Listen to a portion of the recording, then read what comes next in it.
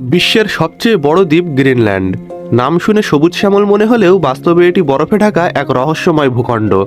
Greenland শুধু প্রাকৃতিক সৌন্দর্যের জন্য নয়, বরং ভৌগোলিক অবস্থান, সম্পদ এবং রাজনীতির জন্যও অত্যন্ত গুরুত্বপূর্ণ। সম্প্রতি আমেরিকার নবনির্বাচিত প্রেসিডেন্ট ডোনাল্ড ট্রাম্প এই দ্বীপটি ক্রয় করার আগ্রহ প্রকাশ করেন। কিন্তু এর পিছনের কারণ কি? কেন গ্রিনল্যান্ড বিশ্বের অন্যতম শক্তিধর দেশগুলির নজরে রয়েছে? চলুন এই বিষয়ে বিস্তারিত জানা যাক।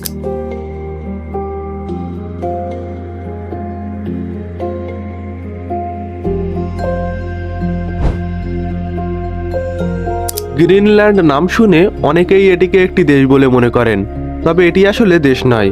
এটি পৃথিবীর সবচেয়ে বড় দ্বীপ, যা ডেনমার্কের অধীনে একটি স্বায়ত্তশাসিত অঞ্চল। অর্থাৎ যে এলাকাতে কিছুটা স্বাধীনভাবে শাসন পরিচালনা করলেও এলাকাটি পুরোপুরি স্বাধীন নয়। গ্রিনল্যান্ডের আয়তন প্রায় 21,66,086 বর্গ কিলোমিটার এবং সেখানে প্রায় 57,000 মানুষ বসবাস করেন। দ্বীপটির প্রায় 80% এলাকা সারা বছর বরফে ঢাকা থাকে। এর শীতল জলবায়ু এবং বিস্তীর্ণ এলাকা এই দ্বীপটিকে রহস্যময় আর গুরুত্বপূর্ণ করে তুলেছে। শীতকালে এখানকার তাপমাত্রা -50 থেকে 60 ডিগ্রি সেলসিয়াসে নেমে যায়। গ্রিনল্যান্ডের ইতিহাস বহু প্রাচীন। 985 সালে আইসল্যান্ডের ভাইকিং অভিযাত্রী এরিক দ্য রেড প্রথম এই দ্বীপে আসেন। তিনি এই দ্বীপটির সৌন্দর্যে মুগ্ধ হয়ে দ্বীপটির নাম গ্রিনল্যান্ড রাখেন, যদিও এটি বরফে ঢাকা ছিল। পরবর্তীতে 10ম শতাব্দীতে নর্স ভাইকিংরা এখানকার উপকূলে বসতি স্থাপন করে। তারপর 18 শতকের মাঝামাঝি সময়ে গ্রিনল্যান্ড ডেনমার্কের শাসনের অন্তর্ভুক্ত হয়। এরপর 2009 সালে এটি স্বায়ত্তশাসন পায়। তবে এখনও গ্রিনল্যান্ডের বিদেশ নীতি এবং প্রতিরক্ষা ডেনমার্কের হাতে রয়েছে। দ্বীপটির অর্থনীতি মূলত মৎস্য শিল্পের উপর নির্ভরশীল। এখানকার শীতল সমুদ্র থেকে মাছ ধরা গ্রিনল্যান্ডের অর্থনীতির প্রধান চালিকা শক্তি। বিশ্বের অনেক দেশ গ্রিনল্যান্ড থেকে মাছ আমদানি করে। তবে শুধু মাছই নয়, এখানকার মাটির নিচে লুকিয়ে রয়েছে সোনা, তামা এবং বিরল খনিজের ভাণ্ডার। যদিও এগুলো প্রচুর পরিমাণ পুরু বরফের কারণে পুরোপুরি উত্তোলন করা সম্ভব হয়নি। পর্যটক ও গ্রিনল্যান্ডের একটি গুরুত্বপূর্ণ আয়ের উৎস। প্রতি বছর হাজারো পর্যটক এখানে তুষারাবৃত প্রাকৃতিক দৃশ্য এবং স্থানীয় সংস্কৃতি উপভোগ করতে আসেন।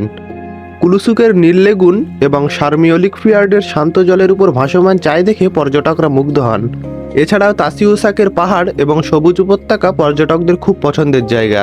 গ্রিনল্যান্ডের ভৌগোলিক অবস্থান তাকে আরও বেশি গুরুত্বপূর্ণ করে তুলেছে। এটি উত্তর আটলান্টিক এবং আর্কটিক মহাসাগরের মাঝে অবস্থিত, যা সামরিক এবং বাণিজ্যিক দিক থেকে কৌশলগত গুরুত্বপূর্ণ অবস্থান। বরফে ঢাকা এই অঞ্চলটি বিশ্ব উষ্ণায়নের কারণে আরও বেশি আলোচনায় এসেছে, কারণ বরফ গলে নতুন বাণিজ্য পথ তৈরি হচ্ছে। দ্বিতীয় বিশ্বযুদ্ধের সময় মার্কিন যুক্তরাষ্ট্র গ্রিনল্যান্ডে সামরিক ঘাঁটি স্থাপন করেছিল, কিন্তু যুদ্ধের পরে ডেনমার্ক দ্বীপটির পূর্ণ নিয়ন্ত্রণ ফিরে পায়। তবে গ্রিনল্যান্ডের সামরিক গুরুত্ব কমেনি। আর্কটিক অঞ্চলে আধিপত্য বিস্তারের জন্য গ্রিনল্যান্ডকে একটি গুরুত্বপূর্ণ স্থান হিসাবে বিবেচনা করা হয়, যার কারণে 2019 সালে ডোনাল্ড ট্রাম্প গ্রিনল্যান্ড কেনার প্রস্তাব দেন। এই প্রস্তাব নিয়ে আন্তর্জাতিক মহলে প্রচুর বিতর্ক হয়। যদিও ডেনমার্ক সরাসরি এই প্রস্তাব প্রত্যাখ্যান করেছিল, তবে ট্রাম্পের এমন চিন্তার পিছনে কৌশলগত কারণ ছিল। গ্রিনল্যান্ড শুধু প্রাকৃতিক সম্পদের ভাণ্ডার নয়, এটি একটি গুরুত্বপূর্ণ সামরিক অবস্থান। গ্রিনল্যান্ডের বরফ গলে যাওয়ায় নতুন নতুন খনিজ সম্পদ উত্তোলনের সম্ভাবনা তৈরি হচ্ছে। এর সঙ্গে নতুন সমুদ্রপথ খোলার কারণে এই অঞ্চলে বাণিজ্যিক কার্যক্রমও বেড়ে যেতে পারে।